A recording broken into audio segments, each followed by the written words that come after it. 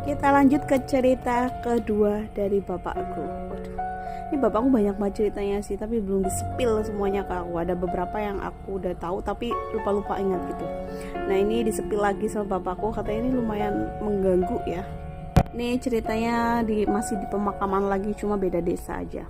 Lumayan angker sih kalau pemakaman sini mah, kayak sering-sering banget cerita gitu. Nah, ini kita cerita dari yang paling apa namanya ya, yang paling random dulu nggak sih? Nah, kata bapakku tuh dulu ini di makam itu tuh ada satu pohon asem yang lumayan gede. Nah, keliling pohon ini sekitar 3 meteran gitu, berarti kan gede banget kan.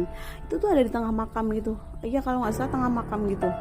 Kalau sekarang pohonnya udah nggak ada. Itu ada di tahun berapa ya, udah lama banget sih, 90-an kalau nggak salah. Nah, waktu itu kan memang zaman itu kalau makam kan belum ada yang dipagar gitu kan, masih terbuka. Nah, kala itu cerita yang pertama ini datang dari orang gitu, kayak orang yang lewat gitu, temannya bapakku lewat situ.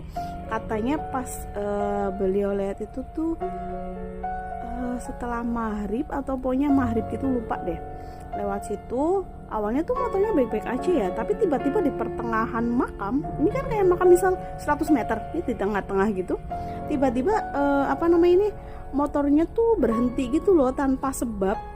Dicoba di starter nggak bisa, dicoba di nyalain nggak bisa, tetap nggak bisa aja. Terus akhirnya temannya bapakku ini memutuskan untuk bawa motornya jalan kaki gitu loh, dituntun lah kalau orang sini bilangnya, pokoknya jalan kaki dibawa gitu motornya. Nah, menjauh dari pemakaman.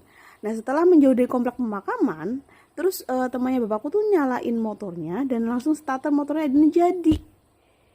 Terus itu kejadian bukan cuma satu orang, karena ada beberapa cerita dari orang-orang temannya bapakku juga kayak gitu, ngalaminya sama. Nah, aku tahu, aku juga dengar dari teman-temanku juga, karena emang tuh setahunya teman-temanku makam itu tuh emang lumayan mengganggu gitu loh, karena emang sering banyak yang diganggu gitu.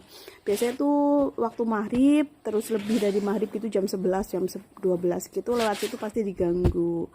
Terus ada yang beberapa kali lihat penampakan pocong, terus ada yang hitam tinggi besar gitu. Pokoknya kalau dulu tuh katanya kalau masih pohon asem masih ada, itu tuh pusatnya di situ. Jadi kalau pohon asem masih ada, kalau kamu lewat situ jangan lihat itu ya katanya. Tuh di situ tuh banyak banget. Biasanya mereka tuh akan muncul gitu loh dan gangguin kalian. Karena teman-temanku juga banyak yang orang situ lah, jadi sedikit tahu tentang cerita itu. Dan beberapa kali dari mereka yang lewat situ juga digangguin, sekelebat lihat bayangan-bayangan. Lanjut lagi, ini tuh ceritanya beda lagi. Ini bukan cuma sekedar diganggu sama penampakan yang sekelebat-sekelebat gitu. Ini tuh ceritanya tuh dari, pokoknya udah melegend gitulah. Ini ceritanya tuh dari tukang bakso gitu. Tukang bakso nih udah keliling jauh, karena tukang bakso zaman dulu tuh keliling gitu ya, dan kelilingnya tuh lumayan jauh gitu, sampai di desa itu juga yang ada makamnya itu, padahal dia di desaku ya tempatnya, rumahnya. Nah, ceritanya tuh si tukang bakso ini habis keliling mau pulang gitu, mau pulang ke rumahnya, yang otomatis dia tuh harus lewat di makam itu. Nah, ceritanya itu tuh paling tinggal beberapa porsi aja gitu lah, tinggal paling 5 porsian gitu. Jadi udah pulang aja, sambil pulang nanti juga dapat pelanggan katanya. Nah, akhirnya si bapak ini pulang jam 11-an atau setengah 12 gitu lah. Nah, tiba-tiba waktu udah nyampe di sekitar makam gitu, ini sebenarnya udah firasatnya udah nggak enak gitu ya, kayak gimana ya, kayak sendirian gitu lewat situ, karena zaman itu juga lampu belum banyak banget. Tapi bukan cuma zaman itu aja, sampai sekarang aja untuk area pemakaman itu juga masih jarang banget lampunya. Cuma satu lampu di tengah itu aja, dan dulu tuh nggak ada. Nah, si bapak ini tuh ini udahlah, gimana lagi, harus lewat itu situ, ya udah lewat aja. Terus di pertengahan makam, bukan pertengahan sih, ini hampir ke ujung makam ya. Ini di zaman dulu tuh di depan makam ini belum ada banyak rumah gitu, masih ada 2 rumah kalau nggak salah, dan itu tuh di pojok. Dan itu tuh hampir di ujung makam. Nah, waktu di ujung makam, si bapak ini tuh dipanggil sama sosok perempuan. Sosoknya biasa aja, kayak orang pada normal gitu, kayak orang pada umumnya. Minta bakso gitu ke bapaknya 2 mangkok. Oke, akhirnya dimakan tuh sama si Mbak. Nah, waktu si Mbak udah selesai makan, si Mbak tuh bayar kan, karena waktu itu tahun itu berapa sih bayarnya aku juga lupa, dan bapakku juga nggak ngejelasin gitu di tahun itu bayarnya berapa. Pokoknya si Mbaknya ini kasih uang tapi kelebihan gitu loh. Nah, si masnya ini, mas tukang baksonya ini cari kembaliannya kan.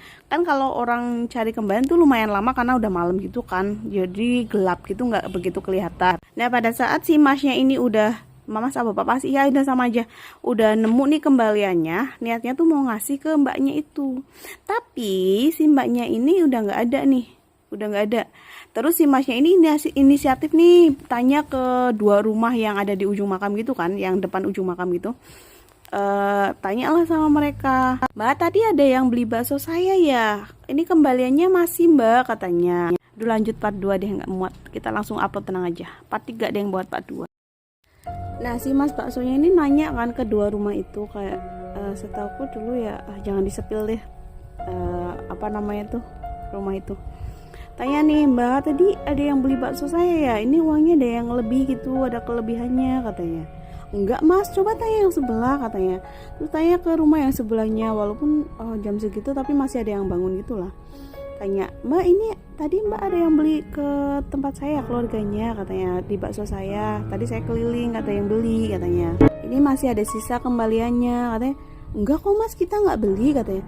Emang siapa yang beli, katanya. Nggak tahu Mbak, itu tadi ada ada perempuan yang beli bakso di depan sini. Kayak kan rumahnya tuh berjejer, tapi jejernya tuh bukan yang jejer ke jalan gitu loh. Jejernya tuh harus masuk dulu, baru ada dua rumah berjejer gitu. Jadi bukan yang di depan jalan persis. Nah, dia tuh tadi di depan situ Mbak, katanya. Enggak Mbak, enggak mas, kita nggak, tadi nggak ada yang keluar ke situ kok, katanya. Oh, tadi ada yang beli ya, kata dia. Iya, sosok perempuan Mbak, kata dia, kata mas-masnya. Oh, sosok perempuan itu, katanya. Ya Mbak kenal, kata dia. Ya enggak lah mas, tapi saya tahu, kata dia.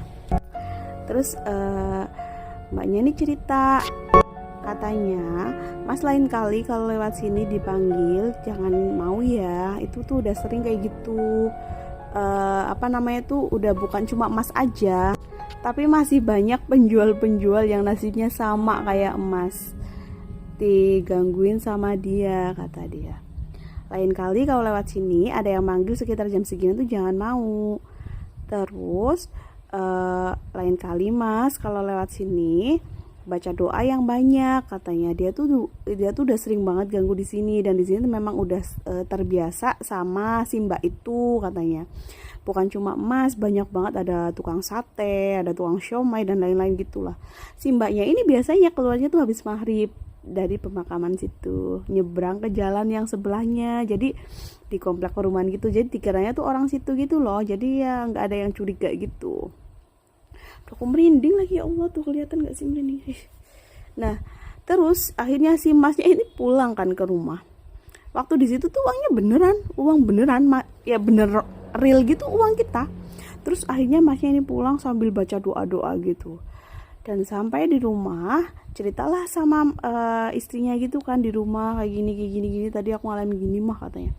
Terus dicek lagi tuh uangnya, ternyata sampai rumah uangnya berubah jadi daun. Ini bener-bener real loh, jadi daun, bukan uang lagi. Tadi padahal pas di sana tuh dicek masih uang gitu loh, setelah di rumah ternyata udah jadi daun. Ya begitulah, tapi serem banget gak sih? Ya begitulah ya nasib ya tukang jual malam.